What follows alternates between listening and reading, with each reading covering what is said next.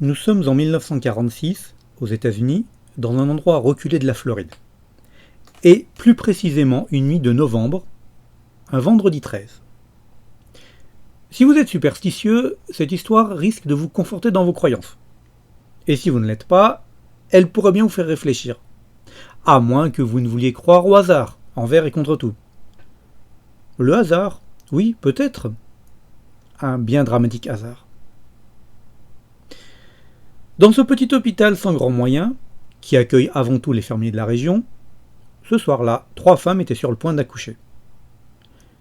Une étrange infirmière, qu'aucune n'avait encore vue jusque-là, entra dans leur chambre. Ses cheveux gris indiquaient qu'elle avait déjà un certain âge. Elle s'arrêta au milieu de la pièce. « Ce vendredi 13 est un jour maléfique. Vos enfants seront maudits. » Elle pointa du doigt la première femme. « Tu auras une fille, mais qui mourra le jour de son 16e anniversaire. » Elle se tourna ensuite vers la deuxième.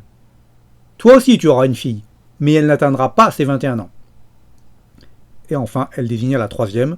« Quant à la tienne, elle décédera la veille de ses 23 ans. » La mystérieuse infirmière ressortit alors de la chambre, laissant sans voix ses 3 futures mères, à la fois terrorisées et un peu révoltées. Qui pouvait bien être cet oiseau de mauvais augure? Mais elle se plaindrait plus tard, car déjà commençaient les premières contractions.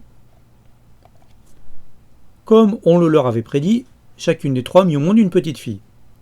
La première s'appelait Lisa, la deuxième Maureen, et la dernière Jane. Les mères gardèrent le contact, mais refusèrent de reparler de l'événement. 1962. Lisa allait donc avoir 16 ans. Elle n'avait jamais connu le moindre problème de santé jusque-là, c'était même une enfant plutôt robuste. Néanmoins, sa mère ne pouvait s'empêcher de penser à la funeste prédiction de l'infirmière.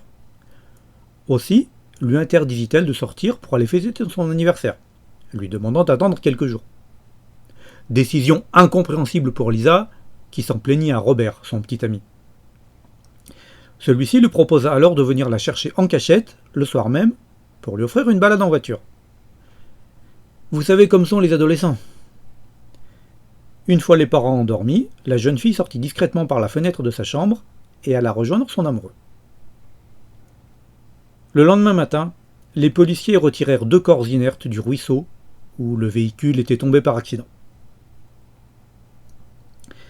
Lorsqu'elle apprit la nouvelle plus tard, la mère de Maureen se mit à vivre dans une terreur permanente. Mais elle ne fut pas la seule. Elle choisit de raconter son histoire à cette dernière, dont le comportement changea du tout au tout. Elle se réfugia dans la religion, priant chaque jour, et obéissant scrupuleusement à ses parents.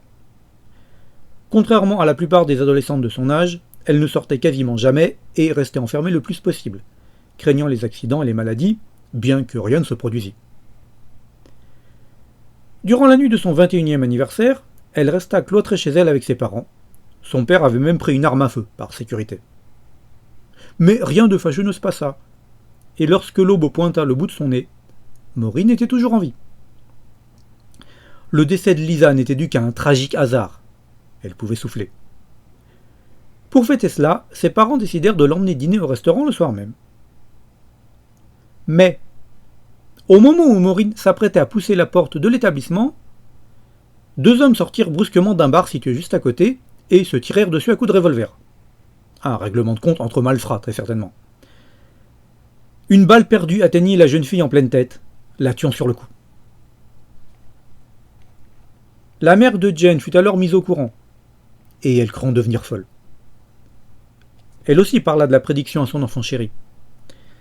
Elle chercha une solution, demanda même l'aide d'un prêtre exorciste, mais personne n'était en capacité de l'aider.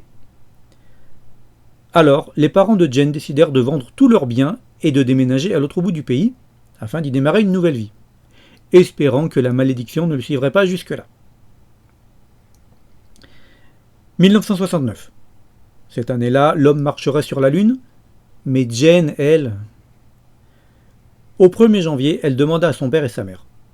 « C'est cette année que cela va se produire, n'est-ce pas ?» Ceux-ci lui confirmèrent la chose, tout en l'encourageant à croire en elle et au futur. Après tout, les décès de Lisa et Maureen n'étaient peut-être dus qu'à un étrange hasard. Mais cela ne la rassura pas sur son sort. Jane commença à perdre le sommeil et l'appétit, et comme les choses empiraient de plus en plus, elle fut hospitalisée. Elle raconta son histoire au médecin, qui, bien entendu, refusait de croire à toutes ces bêtises, et qui tenta de lui faire retrouver le moral, lui affirmant qu'elle était alors en parfaite santé. Pourtant, jour après jour, et sans que l'on parvienne à en trouver l'origine, les forces de Jane s'amenuisèrent peu à peu. Aucun traitement n'eut de résultat. Résignée, la jeune femme dit à ses parents : « Je vais mourir. Je dois mourir. Cela ne sert à rien de lutter. C'est mon destin. » En novembre de la même année, 2 jours avant son anniversaire, Jane s'éteignit paisiblement dans son lit d'hôpital. Le personnel médical fut incapable d'en expliquer la cause.